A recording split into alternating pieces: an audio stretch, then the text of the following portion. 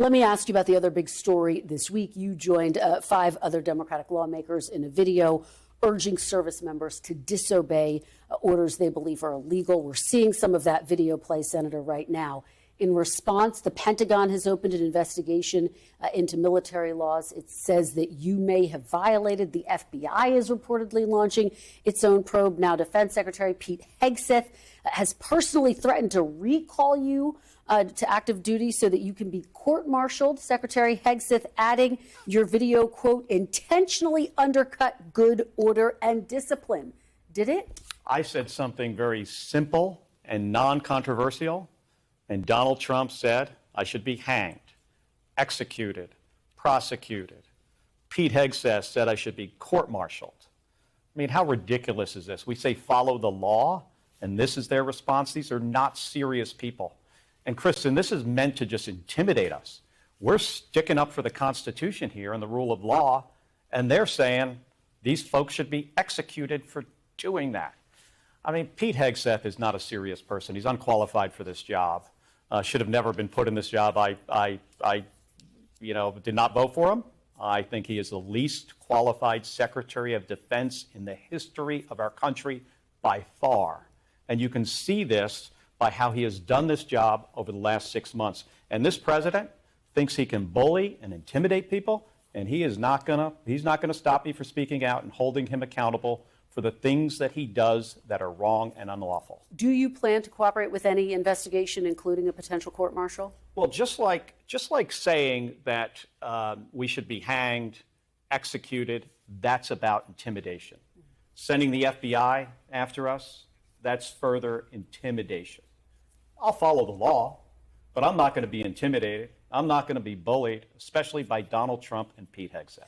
Let me ask you about the substance of this video and your message in it. What specific orders do you believe President Trump made that you consider unlawful? Well, so this is looking forward, but let me give you a pass, an outline of things that he has said. In 2016, he said that the U.S. military will follow his illegal orders.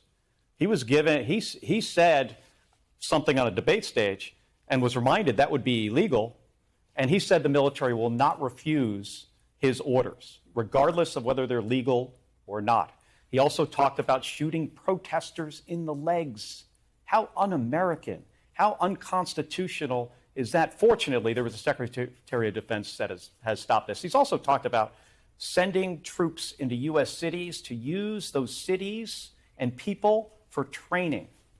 I mean, we're concerned because of this president with this Secretary of Defense that we could have a significant problem. So this was a simple message, follow the law, and it was looking forward. Well, and let me talk to you about some of what's happening right now. The Washington Post reporting that Secretary Hegseth gave an order to kill everybody on one of those suspected drug boats during the first strike in September. Are you calling for U.S. service members to actively disobey orders like those? Well, if orders are illegal, not only do they not have to follow them, they are legally required not to follow them. Do you think that constitutes an illegal order? I think there needs to be an investigation, and I hope that the reporting is not accurate. I care so much about the United States Navy and those service members. This was an operation involving the most professional members of the military, U.S. Navy SEALs, who I revere. I hope and pray that this is not true. But there needs to be an investigation by the Inspector General. Pete Hegseth fired many of the inspectors general in DOD. But who's ever left needs to investigate it. We're going to investigate it. I sit on the Armed Services Committee. We're going to have an investigation. We're going to have a public hearing. We're going to put these folks under oath, and we're going to find out what happened, and then there needs to be accountability. Let me ask you, you referenced this. You were a pilot yourself. You flew 39 combat missions over Iraq and Kuwait. You're asking officers in the field to make really tough calls about the legality of what they are being asked to do. So I want to put the question to you. If you were still in uniform, if you received an order to strike suspected drug boats overseas and kill everybody on board, would you refuse that order in real time? Well, let me start by saying I've sunk 2 boats, 2 ships. I sunk an OSA-2 missile patrol boat in Kuwait Harbor. I sunk a Polnokny troop carrier in the Persian Gulf during the first Gulf War. Never once did I question whether those orders were legal or illegal.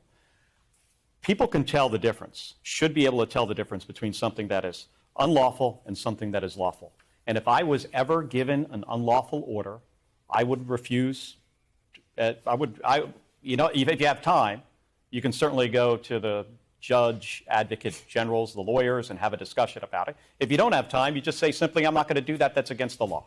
It puts a lot of burden on the troops to make a decision in real time. It puts a tremendous amount of burden on officers in the military, but that is their responsibility, and they can figure out, a reasonable person can tell something that is legal and something that is illegal. So would you refuse these specific orders to strike drug boats if you were still in uniform? Well, the difference between the initial strike and what is being reported, as a second strike, and those things are different. I think this administration has tied themselves in knots, the explanations that we have received on how this is all legal. And I was saying weeks ago, my concern is with the service members, that we're going to put these individuals in a really, really tough decision, in a tough place.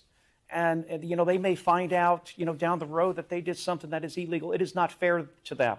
That's why we need presidents and Secretary of Defense who understand the Constitution, who understand the rule of law, and have more respect for the Constitution and the country and service members than the whims of a president.